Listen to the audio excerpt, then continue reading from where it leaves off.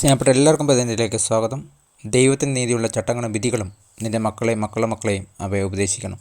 ആവർത്തനം 48-9 വാക്യങ്ങൾ. ആവർത്തനം 4 ദൈവത്തെക്കുറിച്ച് അവർ കണ്ടിട്ടുള്ള കാര്യങ്ങൾ മറക്കരുതെന്നും അവരുടെ മനസ്സിൽ വിട്ടുപോകാതെ സൂക്ഷിക്കണമെന്നും മോശ ദൈവജനത്തോട് കൽപ്പിച്ചു.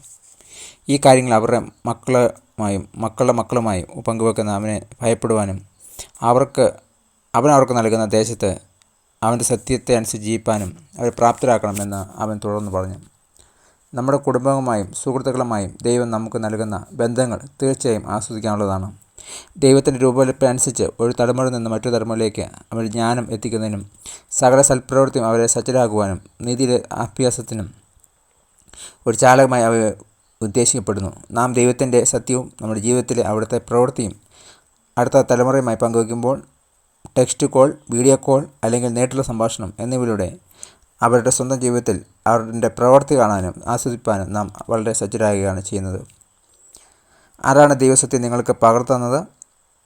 ഒരു വാചകത്തിലൂടെയോ കയ്യെഴുത്തിൽ കുറിപ്പിലൂടെയോ നേരിട്ടുള്ള സംഭാഷണത്തിലൂടെയോ ഇന്നും നിങ്ങളുടെ ജീവിതത്തിൽ അവൻ്റെ സത്യവും പ്രവർത്തനവും ആരുമായി നിങ്ങൾക്ക് പങ്കിടാനാകും.